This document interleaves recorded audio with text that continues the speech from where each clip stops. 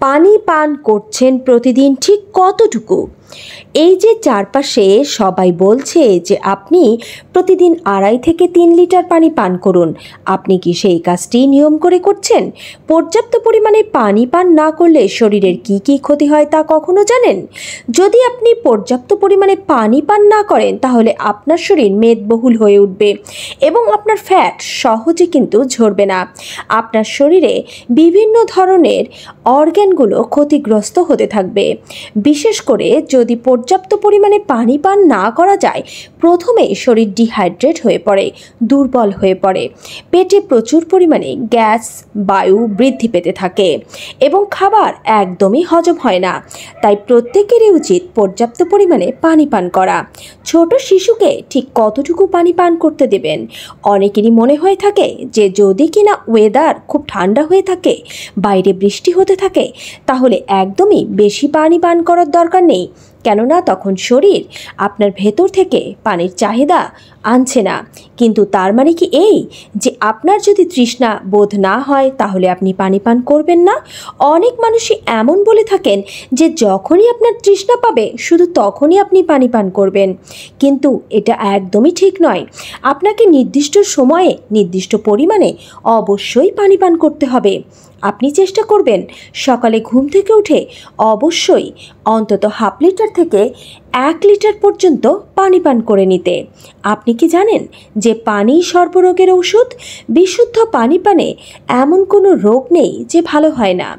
আপনার যদি প্রচণ্ড পরিমাণে শরীর ব্যথা করতে থাকে, আপনার মনে হতে থাকে আপনার শরীরে ব্যথা, প্রচণ্ড পরিমাণে মাথা ব্যথা, পেট ব্যথা, বুক ব্যথা করছে, তাহলে আপনি অবশ্যই ধীরে ধীরে পানি পান করতে থাকুন। আর যদি এমন হয় যে আপনার খুব গ্যাস অ্যাসিডিটি বেড়ে যায়, তাহলে আপনি পানির মধ্যে খুব সামান্য পরিমাণে ভাজা জিরা গুঁড়ো আর সামান্য পরিমাণে বিট লবণ মিশিয়ে নিন আর তারপর সেই পানি পান করুন।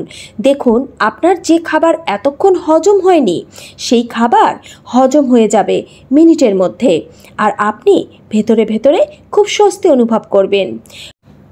পানি এই প্রকৃতির এমন এক দান যে পানি দিয়ে শুধুমাত্র যে খাওয়ার কারণেই আপনি রোগ দূর করতে পারবেন তা নয়।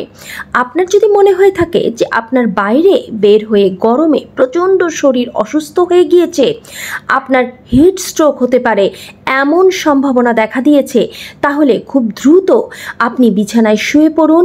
একটি ভেজা টাওয়েল আপনার ঘাড়ে গলায় ভালোভাবে মাথায় দিয়ে দিন।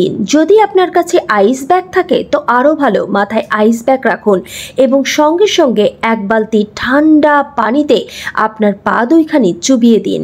পা যখন আপনার ঠান্ডা পানিতে চুবানো থাকবে, অতি দ্রুত আপনার শরীরের তাপমাত্রা নেমে যাবে। শুধুমাত্র 1 গ্লাস পানি পানের মাধ্যমেই রোগ দূর করা যায়। আর এই পানির বহুল ব্যবহার রয়েছে আয়ুর্বেদ চিকিৎসা শাস্ত্রে, যাকে গুরুত্বের সঙ্গে দেখা হয়েছে। কোনো মানুষের যদি অতিরিক্ত পরিমাণ ঘাড় মাথা ব্যথা করতে থাকে, মাথা প্রচণ্ড গরম হয়ে যায় বাইরে রোদে, তাহলে খুব দ্রুত তিনি ঠান্ডা পানির ভিতর পা চুবিয়ে দিয়ে বিছানায় শুয়ে থাকবেন। বিছানার বাইরে পা রাখুন বা কোনো আরাম কেদারায় বসে পা দুইখানি বাইরে ছড়িয়ে দিয়ে তা একটি বালতি বা একটি বোলের মধ্যে পা ঠান্ডা পানিতে রেখে আরাম করতে দিন। এই পদ্ধতিটি খুবই কার্যকর। আমি এটা ভিডিওতে আপনাদের দেখাচ্ছি না, কিন্তু আপনারা যদি এই পদ্ধতিটির অ্যাপ্লাই করেন তাহলে দেখবেন খুব সহজেই আপনাদের শরীর ঠান্ডা হয়ে এসেছে। যে অতিরিক্ত ঘাড় মাথার ব্যথা ছিল তাও কিন্তু আর আপনি পাবেন না। সেই সঙ্গে 1 গ্লাস পানি পান করে নিন, সামান্য লবণ আর চিনি মিশিয়ে দিন তাতে, তাহলে দেখবেন এটা খুব দ্রুত আপনার শরীরের যে ডিহাইড্রেট অবস্থা ছিল সেই অবস্থা থেকে আপনাকে ফিরিয়ে আনবে। ডিহাইড্রেশন থাকবে না, তো আপনি নিশ্চয়ই সুস্থ বোধ করবেন।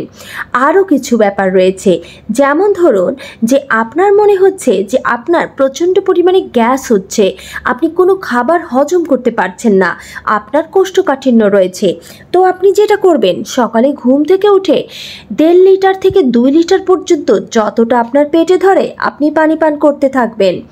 একটা নির্দিষ্ট জায়গায় বসেও করতে পারেন, আবার হালকা হাঁটাহাঁটির মাধ্যমেও সেই পানিটা খেতে পারেন। হয়তো একটু পানি পান করলেন, আবার হেঁটে এসে বসে আবার পানি পান করলেন। তবে যখন আপনি পানিটি পান করবেন তখন অবশ্যই আপনি সিটে বসবেন, কখনোই দাঁড়ানো অবস্থায় পানি পান করবেন না। এতে আপনার হাড়ের ব্যথা, জয়েন্টের ব্যথা সহ শরীরের নানান ধরনের রোগ তৈরি হবে। বসে পানি পান করবেন। এইভাবে ধীরে ধীরে পর্যাপ্ত পরিমাণে পেট ভর্তি করে পানি পান করে গলায় আঙুল দিয়ে সেটা বমি করে ফেলুন। এইভাবে টানা 7 দিন করলে আপনার কখনোই গ্যাস, বদহজমের সমস্যা থাকবে না। পেটে আপনার যতই গ্যাস, অ্যাসিডিটির সমস্যা থাকুক না কেন, ডাক্তার আপনাকে যদি 2 বেলা গ্যাসের ওষুধ দিয়েও থাকে, আপনি সেগুলো বাদ দিয়ে এই নিয়মটি অ্যাপ্লাই করে দেখুন। এটা অত্যন্ত কার্যকরী একটি নিয়ম, কিন্তু এটাও আপনাদেরকে ভিডিওতে দেখাচ্ছি না। এই ধরনের কথাগুলো ভালো করে যদি আপনি বুঝতে চেষ্টা করেন তাহলেই বুঝতে পারবেন। তো এই বিষয়গুলো অবশ্যই আপনাকে জানতে হবে শুধুমাত্র সুস্থ থাকার জন্য।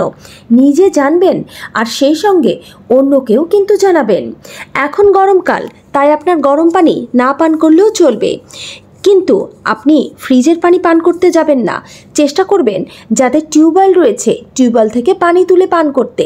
যাদের টিউবওয়েল নেই তারা চেষ্টা করবেন মাটির যে কোনো কলস বা মাটির জাগে পানি রাখতে।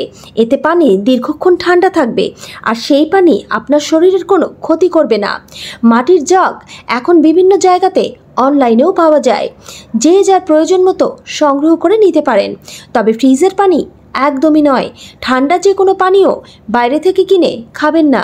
তার বদলে একটি ডাব কিনে আনুন, সেই ডাবকে ঠান্ডা পানিতে ভিজিয়ে রাখুন আর তারপর সেই পানি, ডাবের পানি পান করুন। দেখেছেন, সেখানেও সেই পানির কেরামতি। পানি পান করুন। পানিই হচ্ছে একমাত্র সুস্থ থাকার উপায়। আপনি অনেক দামি দামি খাবার খেলেন, অনেক পুষ্টিকর খাবার খেলেন, কিন্তু পানি খেলেন না। সেই খাবার কিন্তু জীর্ণ হবে না, মানে সেই খাবার হজম হবে না, অজীর্ণ রোগ আপনার হবে। কিন্তু কখনোই ভাত খাওয়ার মাঝে পানি খাবেন না।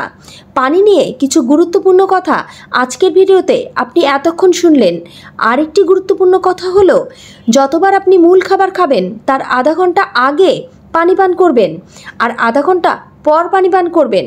যদি আপনার মনে হয়ে থাকে যে আপনার খাবারের মাঝে প্রচণ্ড পানি পিপাসা আসছে, গলায় আটকে গেছে, তো অল্প একটু পানি পান করে নিন। অনেক মানুষ আছেন এই রকম ঠান্ডা বরফের মধ্যে একদমই পানি পান করতে চান না, কিন্তু তাদের বলছি হালকা গরম পানি তখন পান করবেন। আর যদি আপনার মনে হয় বাইরে এরকম প্রচণ্ড রোদ দেখতে পাচ্ছেন, তাহলে আপনি চেষ্টা করবেন সেই রোদের মধ্যে বাইরে বের হলে আপনার সাথে ক্যারি ব্যাগে একটি পানির বোতল রাখতে। যখনই তৃষ্ণা পাবে একটু পানি করে নেবেন। এইভাবে দেখবেন নিজেকে সুস্থ রাখতে পারবেন। সকালবেলায় এইরকম খোলা পার্কে ব্যায়াম করুন নিজেকে সুস্থ রাখার জন্য। আর ব্যায়ামের মাঝখানে কখনোই পানি খাবেন না। ব্যায়ামের আধা ঘন্টা আগে এবং যখন একটু সুস্থির হবেন তখন পানি পান করবেন। তাহলেই দেখবেন নিজেকে সুস্থ, সুন্দর রাখতে পারছেন। সুস্থ রাখার জন্য এর থেকে বড় নিয়ামত আর কিছু নেই সৃষ্টিকর্তার এই দুনিয়ায়। সবাই ভালো থাকুন, সুস্থ থাকুন। ভিডিওর প্রতিটি কথা অত্যন্ত গুরুত্বপূর্ণ। নিজে অ্যাপ্লাই করুন আর অন্যের কাছে শেয়ার করে দিন। ধন্যবাদ।